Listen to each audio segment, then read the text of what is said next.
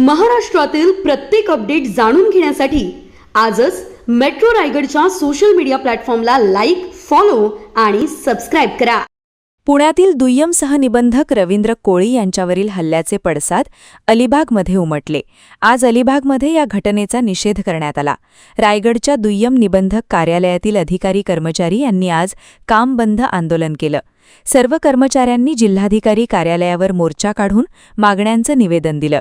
आरोपींवर अजामीनपात्र गुन्हा दाखल करून मोका अंतर्गत कारवाई करावी, सर्व नोंदणी आणि मुद्रांक कार्यालयांना सुरक्षा देण्यात यावी, सर्व रिक्त पदे तातडीने भरावीत, अशा प्रमुख मागण्या यावेळी करण्यात आल्या.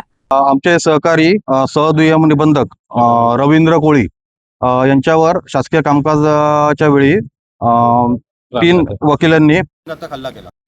त्या संदर्भात आम्ही आंदोलन केलेलं आहे.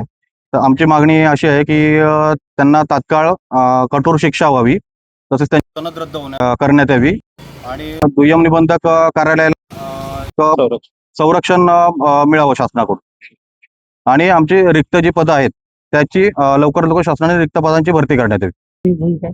आज पूर्णपणे दस्तनोंदणीचे कामकाज बंद राहील आणि पुढील जर समजा शासनाने आमच्या ह्याच्यावर जर मागण्या पूर्ण नाही केल्या तर बेमुदत संपावर आम्ही जाण्याच्या तयार होतो. Subscribe now and press the bell icon. Never miss an update.